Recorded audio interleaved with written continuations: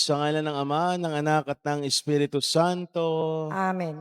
ang pagpapala ng ating Panginoong Kristo, ang pag-ibig ng Diyos Ama at ang pakikipag-isa ng Espiritu Santo naway sumainyong lahat. At sumayo rin. Mga kapatid, aminin natin ang ating mga kasalanan upang tayo'y maging marapat na gumanap sa banal na pagdiriwang. Inaamin ko sa Sa makapangyarihang makapangyarihan Diyos Diyos at sa inyong mga kapatid, na lubha akong nagkasala sa isip, sa salita, sa gawa, at sa aking pagkukulang. Kaya sinasamo ko sa mahal na Berheng Maria, sa lahat ng mga anghel at mga banal, at sa inyong mga kapatid, na ako'y panalangin sa Panginoong ating Diyos. Kaawaan tayo ng makapangyarihang Diyos. Patawarin tayo sa ating mga kasalanan at patnubayan tayo sa buhay na walang hanggan. Amen. Panginoon, kaawaan mo kami. Panginoon, kaawaan mo kami. Kristo, kaawaan mo kami. Kristo, kaawaan mo kami. Panginoon, kaawaan mo kami. Panginoon, kaawaan mo kami. Manalangin po tayo. Ama naming makapangyarihan, panatilihin mong lumulukob sa iyong sambayanan ang iyong espiritong pumupuspos sa obispong si San Carlos upang kami laging magkaroon ng pagbabago sa pagiging kawangis ng anak mo para maipamalas namin ang kanyang mukha sa mundo. Sa pamamagitan niya, kasama ng Espiritu Santo, magpasawalang hanggan. Amen.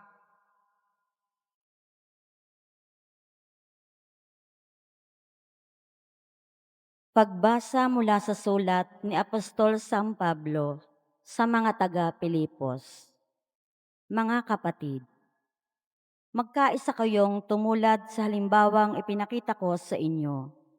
Kami ang gawin ninyong huwaran. Masdan ninyo ang lahat ng sumusunod sa mga halimbawang ito. Tulad ng malimit kong sabihin sa inyo, at ngayoy luhaang inuulit ko, marami ang namumuhay bilang mga kaaway ng krus ni Kristo. Kapakanan ang kahihinatnan nila sapagkat ang dinodiyos nila ay ang hilig ng kanilang katawan. Ikinararangal nila ang mga bagay na dapat sana nilang ikahiya at ang pinag-uukulan lang nila ng pansin ay ang mga bagay na panlupa. Sa kabilang dako, ang langit ang tunay nating bayan.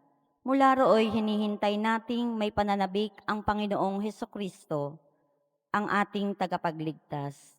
Pagdating ng araw na iyon, babaguhin niya ang ating katawang lupa at gagawing maluwalhati tulad ng kanyang katawan sa pamamagitan ng kapangyarihang ginamit niya sa pagpapasuko sa lahat ng bagay. Kaya nga, minamahal kong mga kapatid, aking kagalakan at karangalan na lagi kong pinasasabikang makita uli, magpakatatag kayo sa inyong pamumuhay na nakaugnay sa Panginoon. Ang salita ng Diyos. Salamat sa Diyos. Salmong tugunan. Masaya tayong papasok sa tahanan ng poong Diyos. Masaya tayong papasok sa tahanan ng poong Diyos. Ako ay nagalak sa sabing ganito, sa bahay ng poon ay pumasok tayo. Sama-sama kaming matapos sapitin ang pintuang lungsod nitong Jerusalem. Masaya tayong papasok sa tahanan ng poong Diyos. Yaong Jerusalem ay kaganda ng anyo, maganda ang ayos ng muling matayo. Dito umaahon ang lahat ng angkan, lipi ni Israel upang magsambahan. Masaya tayong papasok sa tahanan ng poong Diyos. Ang hangad, ang poon ay pasalamatan, pagkat ito'y utos na dapat gampanan. Doon din naroon ang mga hukuman, at trono ng haring hahatol sa tanan. Masaya tayong papasok sa tahanan ng poong Diyos. Hallelujah, Hallelujah, Hallelujah, Hallelujah. lubos na magtatama sa pag-ibig ng Diyos Ama, ang sumunod sa harap niya. Alleluia, Hallelujah. Hallelujah. Alleluia, Alleluia. Sumainyo ang Panginoon. At sumayo rin. Ang mabuting balita ng Panginoon ayon kay San Lucas. Papuri sa iyo, Panginoon. Noong panahong iyon, sinabi ni Jesus sa kanyang mga alagad, may isang mayaman na may isang katiwala. Isinumbong sa kanya na nilustay nito ang kanyang ari-arian. Kaya pinatawag niya at tinanong, ano ba itong naririnig ko tungkol sa iyo? Isulit mo sa akin ng buo ang pangangasiwa mo sa aking ari-arian, pagkat mula ngayon, hindi na ikaw ang katiwala ko. Nawika ng katiwala sa sarili. Aalisin na ako ng aking Panginoon sa pangangasiwa. Ano ang gagawin ko? Hindi ko kayang magbungkal ng lupa. Nahihiya naman akong magpalimos. Alam ko na ang aking gagawin. Maalis man ako sa pangangasiwa, may tatanggap din sa akin sa kanilang tahanan. Isa-isa niya ngayong tinawag ang mga may utang sa kanyang Panginoon. Tinanong niya ang una, gaano ang utang mo sa aking Panginoon? Sumagot ito, 100 tapayang langis po. Ito ang kasulatan ng iyong pagkautang. Dali, maupo ka't gawin mong 50. Sabi ng katiwala. At tinanong naman niya ang isa, ikaw, gaano ang utang mo? Sumagot ito, 100 kabang trigo po. Ito ang kasulatan ng iyong pagkautang, wika niya. Isulat mo, 80.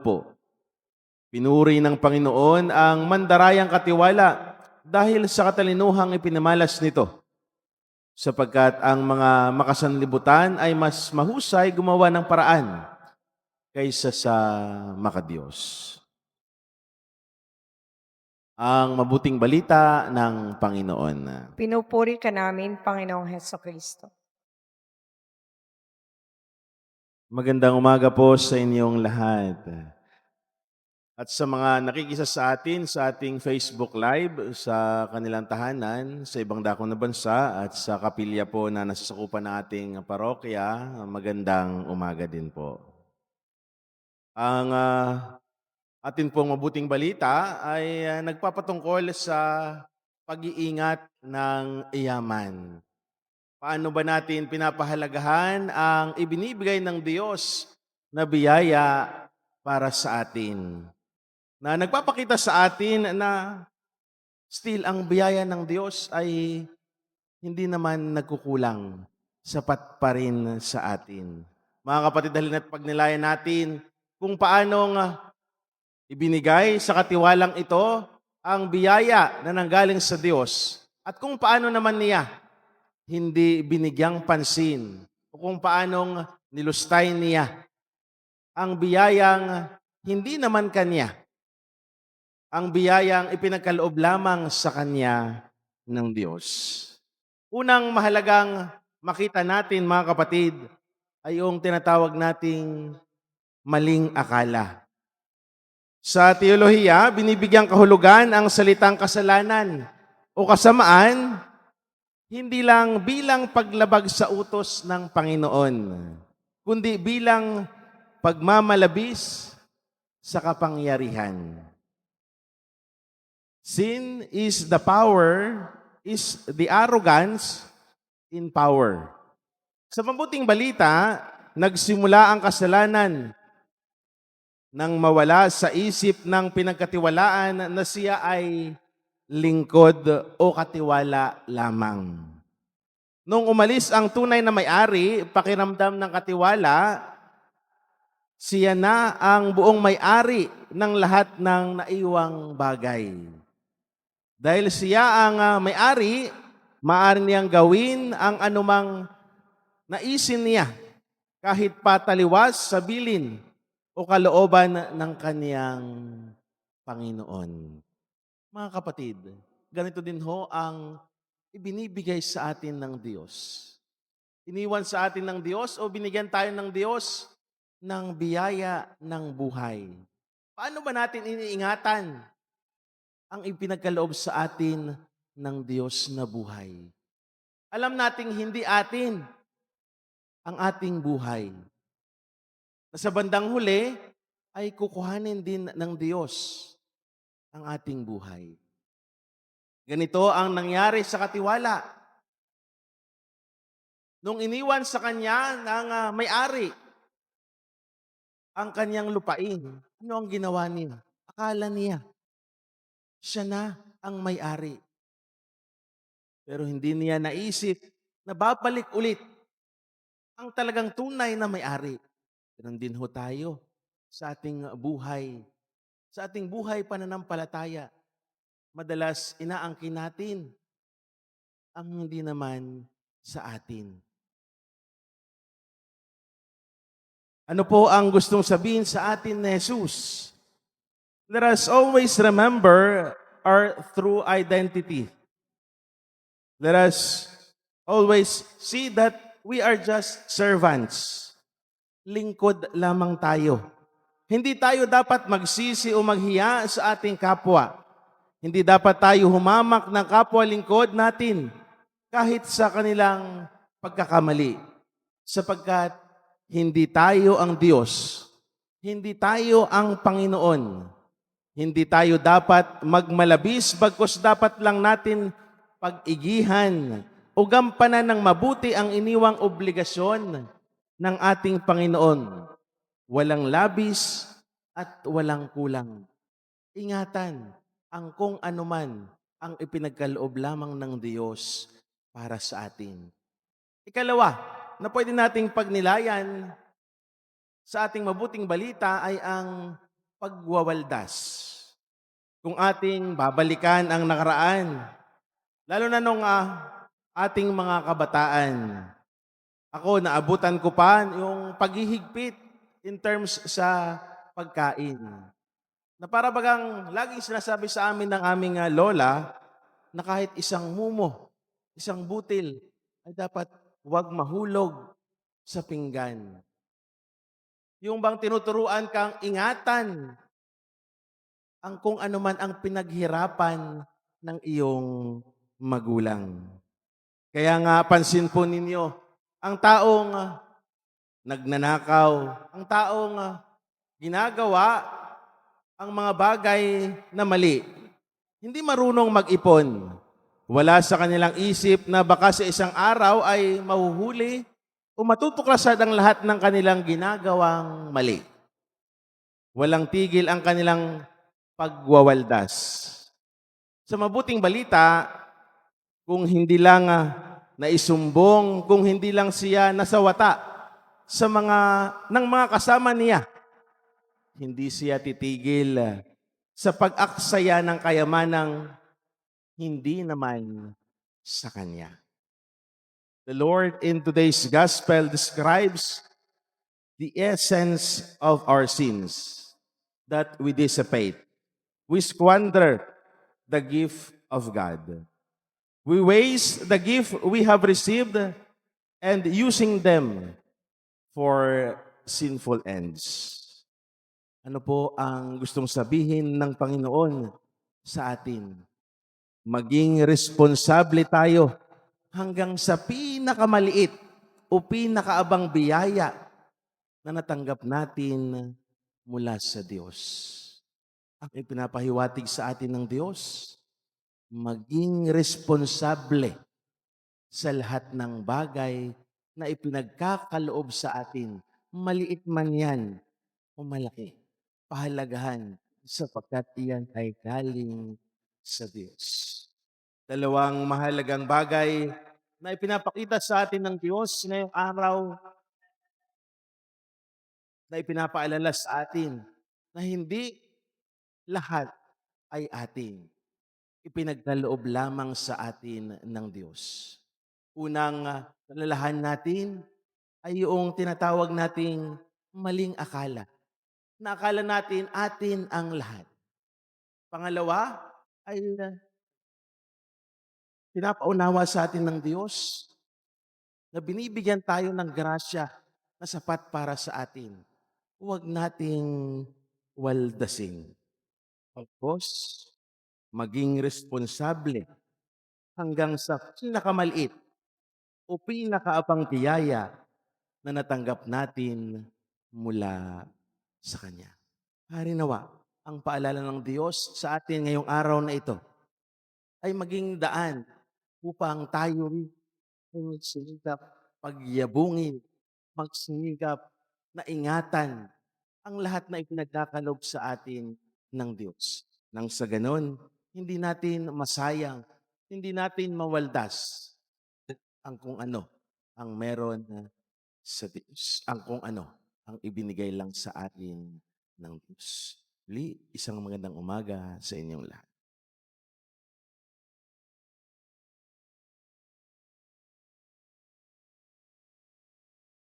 Manalangin tayo sa Ama na tumawag sa atin upang maging mga tapat na tagapangalaga tayo sa paggamit ng mga biyaya ng daigdig para sa kabutihan ng Panginoon. Dinggin mo ang aming panalangin.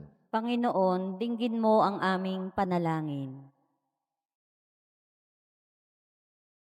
Ang simbahan naway maging mulat sa kanyang responsibilidad na isulong ang katarungang panlipunan sa sambayanan, manalangin tayo sa Panginoon. Panginoon, dinggin mo ang aming panalangin. Ang mga opisyal ng gobyerno naway maging karapat-dapat sa pagtitiwala ng mga tao at huwag magnais na makasariling kabutihan sa kanilang pagsasakatuparan ng kanilang tungkulin. Manalangin tayo sa Panginoon. Panginoon, dinggin mo ang aming panalangin. Ang mga may patrabaho at mga manggagawa naway maging tapat at magalang sa isa't isa. Manalangin tayo sa Panginoon. Panginoon, dinggin mo ang aming panalangin. Ang mga may sakit, naway mabigyan ng biyaya ng pagtitiis sa kanilang karamdaman. Manalangin tayo sa Panginoon. Panginoon, dinggin mo ang aming panalangin. Ang ating mga mahal na yumao, naway umani ng bunga ng kanilang pagpapagal sa walang hanggang kaharian ng Diyos. Manalangin tayo sa Panginoon. Panginoon, dinggin mo ang aming panalangin. Makalangit na Ama, tulungan mo kaming mga tapat mong tagapangalaga ng iyong kaharian. Hinihiling namin ito sa pamamagitan ni Kristo na aming Panginoon. Amen.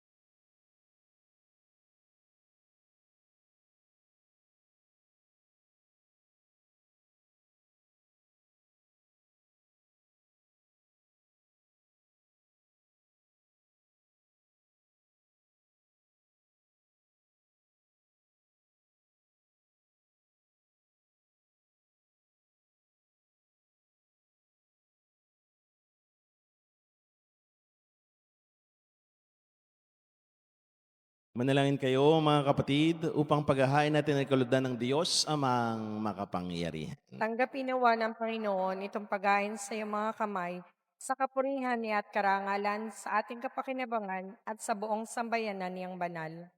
Ama naming lumikha, tunghayan mo ang aming mga alay na nasa iyong dambana.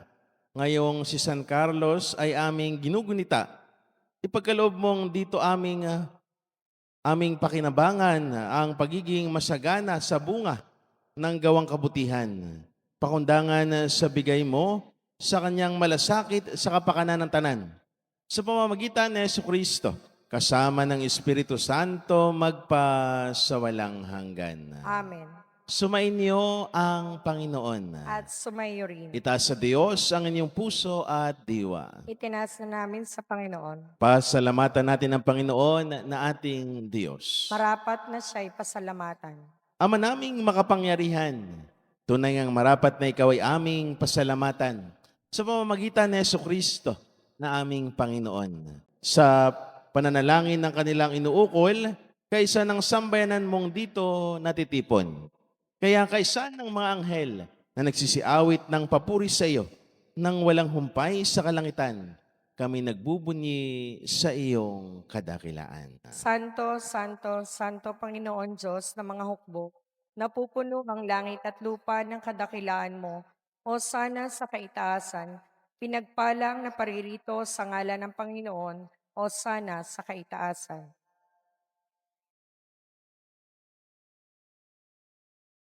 Ama naming banal, ikaw ang bukal ng tanang kabanal. Kaya sa pamamagitan ng iyong Espiritu, gawin mong banal ang mga kaloob na ito upang para sa amin maging katawan at dugo ng aming Panginoong Heso Kristo. Bago niya pinagtiis ang kusang loob na maging handog, hinawakan niya ang tinapay, ginasalamatan kaniya. Pinaghati-hati niya iyon, iniabot sa kanyang mga alagad at sinabi, tanggapin ninyong lahat ito at kanin. Ito ang aking katawan na ihahandog para sa inyo.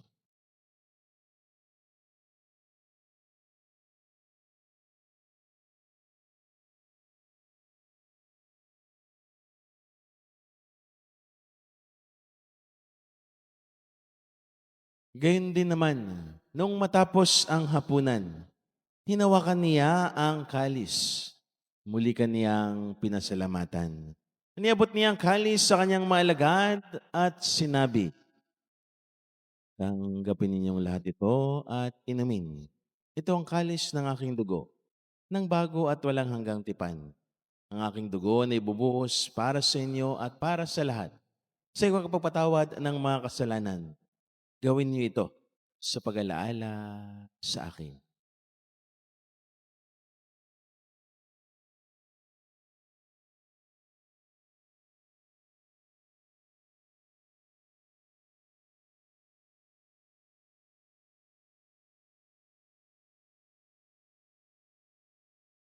Ipagbunyin natin ang misteryo ng pananampalataya. Si Kristo'y namatay, si Kristo'y nabuhay, si Kristo'y babalik sa wakas ng panahon.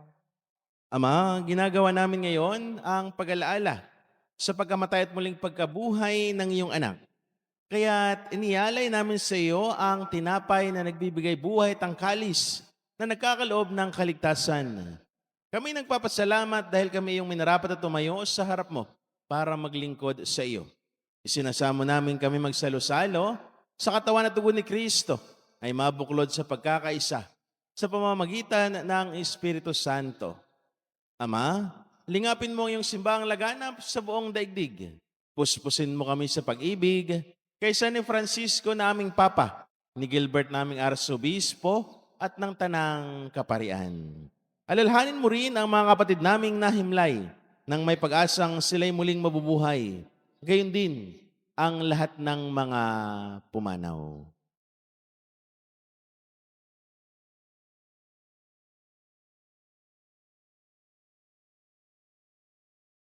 Kawaan mo sila at patuloyin sa iyong kaliwanagan. Kawaan mo at pangindapatin kaming lahat na makasalo sa iyong buhay na walang wakas.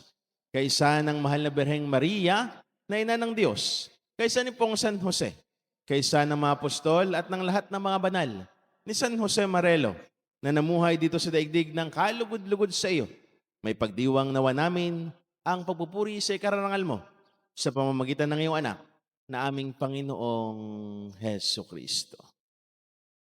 Sa pamamagitan ni Kristo, kasama niya at sa Kanya, ang lahat ng parangal at papuri sa iyo, Diyos amang makapangyarihan, kasama ng Espiritu Santo, magpa sa walang hanggan. Amen, amen, amen. Amen. Amen, amen, amen. Amen.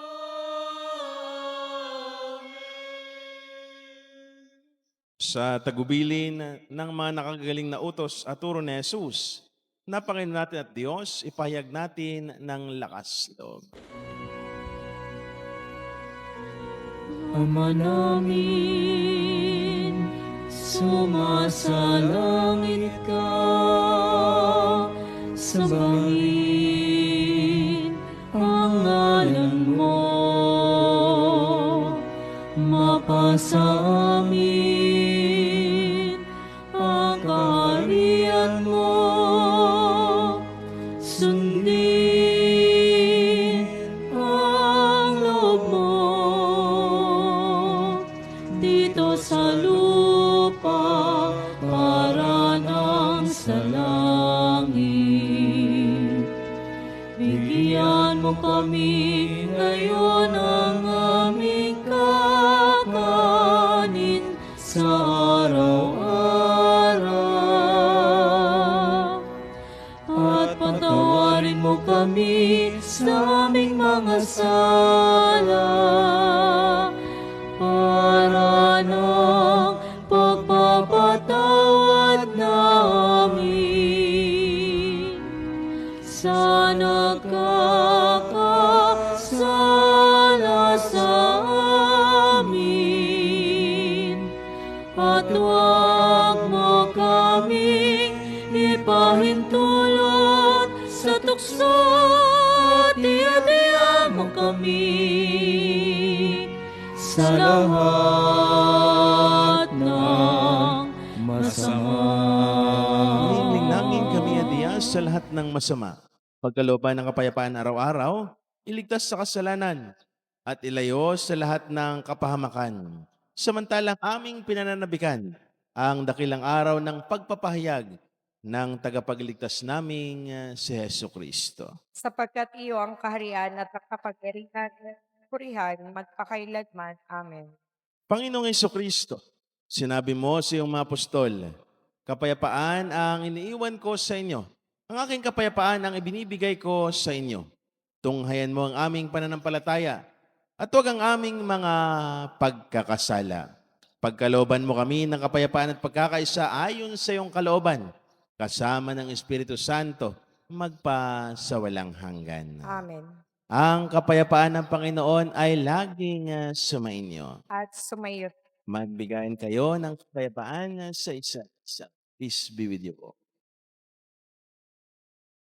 Kordero ng Diyos na nag-aalis ng mga kasalanan ng sanlibutan, maawa ka sa amin. Kordero ng Diyos na nag-aalis ng mga kasalanan ng sanlibutan, maawa ka sa amin. Kordero ng Diyos na nag-aalis ng mga kasalanan ng sanlibutan, ipagkaloob mo sa amin ang kapayapaan.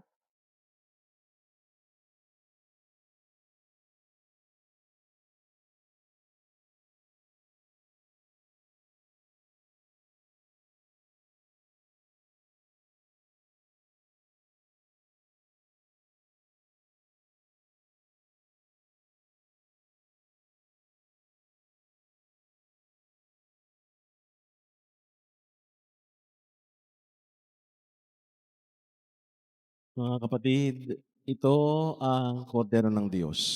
Ito ang nag-aalis ng mga kasalanan sa sanlibutan. Mapapalad ang mga inanyayahan sa kanyang piging. Panginoon, hindi ako karapat-dapat na magpatuloy sa iyo, ngunit sa isang salita mo lamang, magagaling na ako.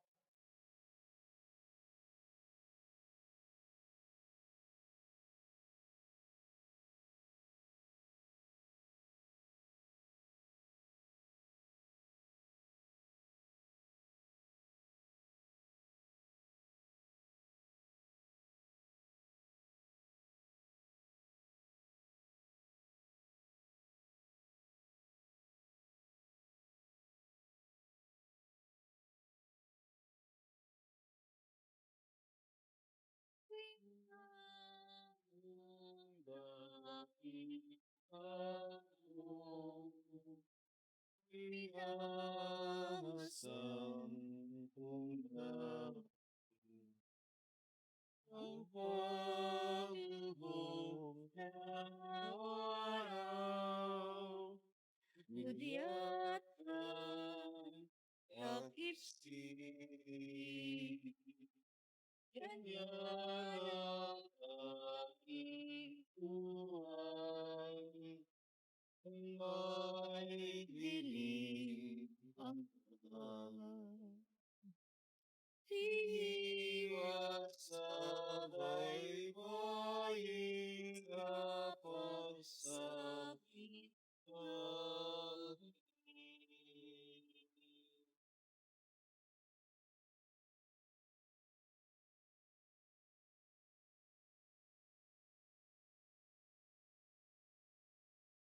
kung magawa ko lamang, hangin ay mapigil,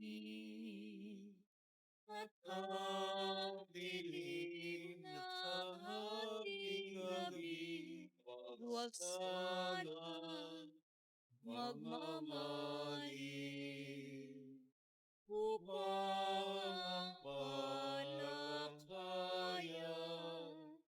ay laging masagana. At tangan ko liwanag ang away lalapit. Nagdapong kapit ako, bibig ng Panginoon. Sa mga kaibigan ay pagmihing ako na sa bagong salo-salo. Natiriwang ang bayan, dahil kanyang ay sarili niyang buhay. Dapong dapit ako, bibig ng Panginoon. Sa mga kaibigan ay maghuli hanggan. Sa bagong salo-salo, nagdiriwang bayan.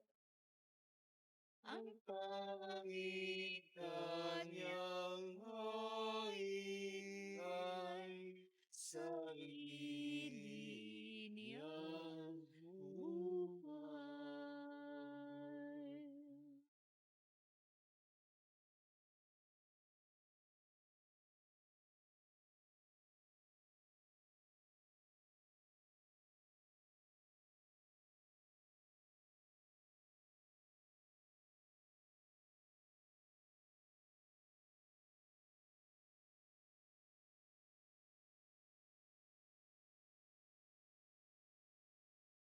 Manalangin po tayo. Ama naming mapagmahal, ang pagtanggap namin sa banal na pakikinabang ay magdulot nawa sa amin ng tatag ng kalooban na siyang sanhi ng katapatan at kasipagan sa paglilingkod ni San Carlos ng may pagmamahal. Sa pamamagitan ng Jesucristo, kasama ng Espiritu Santo magpasawalang hanggan. Amen. Sumainyo ang Panginoon. At sumayo rin. At pagpalain kayo ng awain, mapagmahal at makapangyarihang Diyos. Sa ngalan ng Ama, ng Anak at ng Espiritu Santo. Amen. Ang banal na misa ay naialay na. magtaglayang kapayapaan at pag-ibig ng Diyos. Salamat sa Diyos. Mahal natin pahayag, kanyang pagtalipat